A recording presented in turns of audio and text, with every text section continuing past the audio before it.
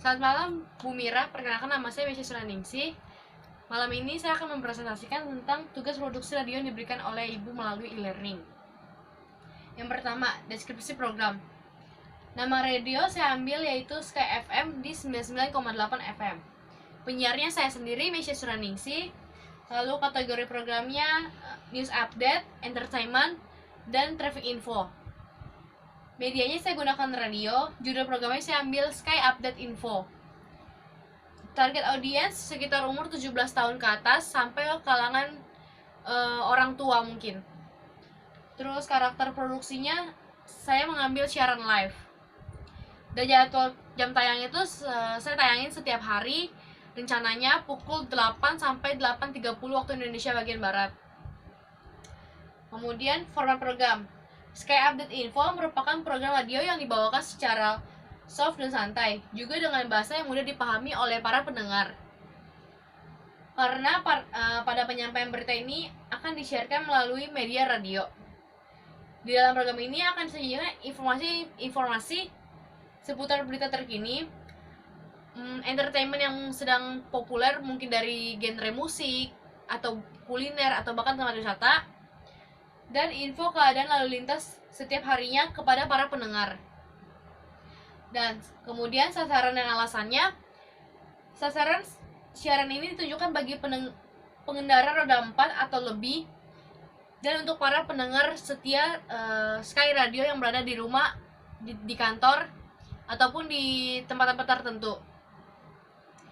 Siaran ini juga disiarkan bagi kalangan anak-anak muda atau bisa disebut generasi milenial, dan juga bagi kalangan orang tua. Karena siaran ini berisi informasi musik-musik terkini di bagian entertainmentnya, berita terupdate juga ada di sini, dan informasi seputar lalu lintas di sekitar Jakarta yang pastinya akan selalu di-up-to-date oleh Sky Radio ini.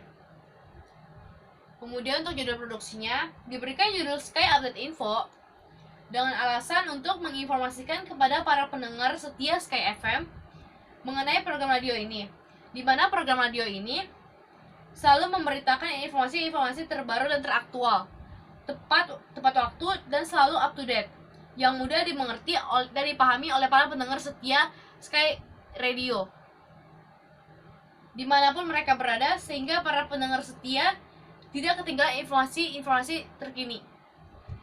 Untuk target audiensnya, dari letak geografisnya kami mengambil daerah Jakarta dan sekitarnya. Kemudian untuk demografisnya, kami memilih untuk usia kalangan 17 tahun ke atas sampai usia orang tua. Untuk psikografisnya, semua kalangan lapisan masyarakat yang selalu ingin tahu mengenai informasi terbaru di ibu kota dan informasi ter-up-to-date sekitar berita, entertainment, maupun keadaan lalu lintas sekitar. Masuk ke contoh berita. Pada contoh berita ini, saya mengambil yang pertama adalah news update. News update ini membahas tentang berita-berita terbaru seputar informasi atau kejadian-kejadian yang terjadi di ibu kota Jakarta. Karena kita ngebahas ibu kota Jakarta, jadi akan diputarkan sekitar khusus ibu kota Jakarta saja. Contohnya, untuk berita hari ini, berita Jakarta hari ini mengenai jumlah warga DKI yang positif terkena COVID-19. Bisa kita buka linknya di sini.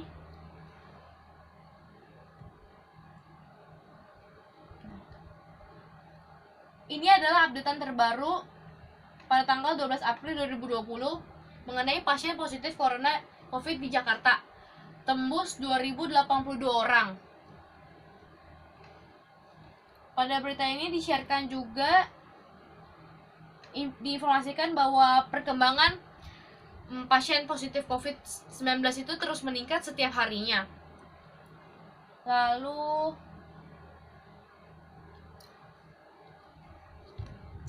diberitakan tercatat orang dalam pemantauan atau ODP COVID-19 di DKI Jakarta berjumlah 2.897.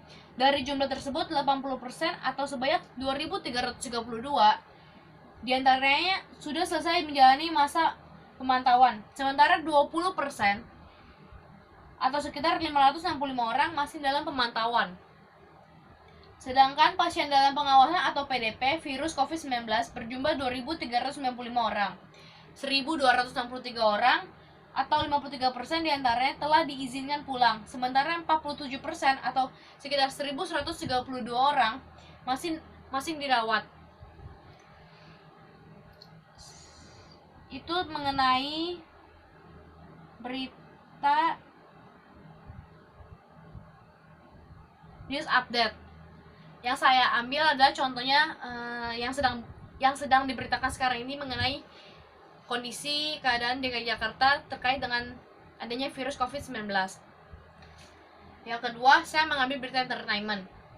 Entertainment ini yaitu berita yang menyiarkan tentang hiburan-hiburan yang ada di ibu kota Jakarta seperti tempat wisata, tentang musik tanah air, atau bahkan kuliner khas Jakarta.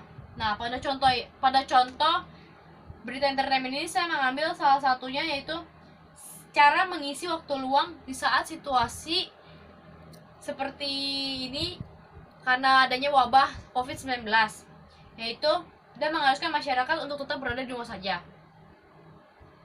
Nah, cara mengisi waktu luangnya saya mengambil dengan belajar memasak.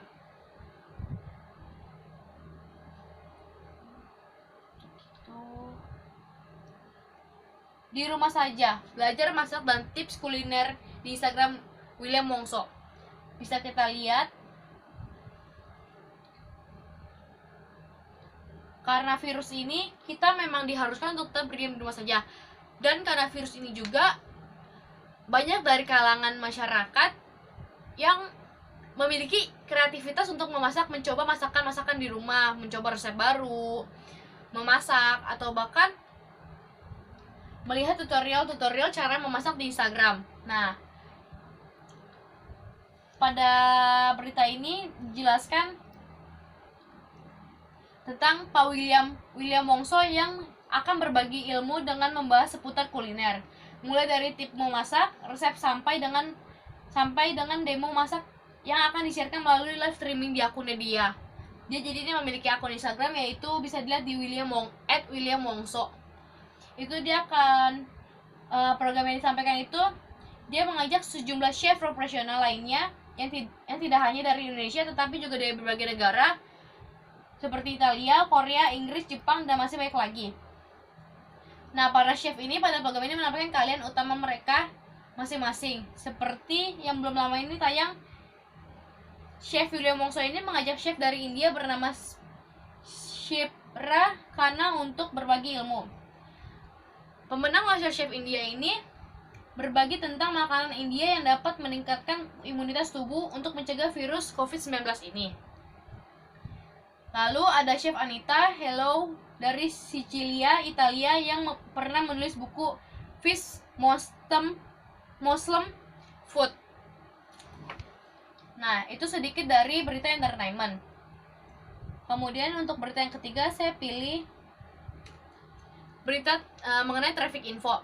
Pada berita ini menyiarkan tentang informasi seputar keadaan lalu lintas yang berada di sekitar ibu kota Jakarta. Nah, berita yang saya ambil contohnya itu keadaan lalu lintas ibu kota Jakarta saat pelaksanaan PSBB di hari ketiga ini. Karena PSBB mulai diberlakukan pada tanggal 10 April 2020. Dan sekarang tanggal 12 April 2020, jadi sudah memasuki hari ketiga. Bisa kita buka beritanya.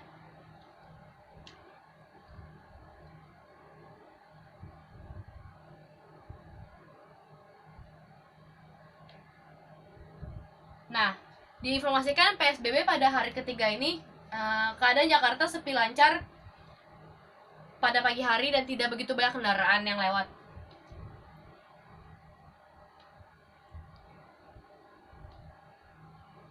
Nah, pada berita ini TMC Polda Metro Jaya menginformasikan beberapa wilayah yang daerahnya cukup sepi karena tidak adanya kendaraan yang lewat atau sedikit.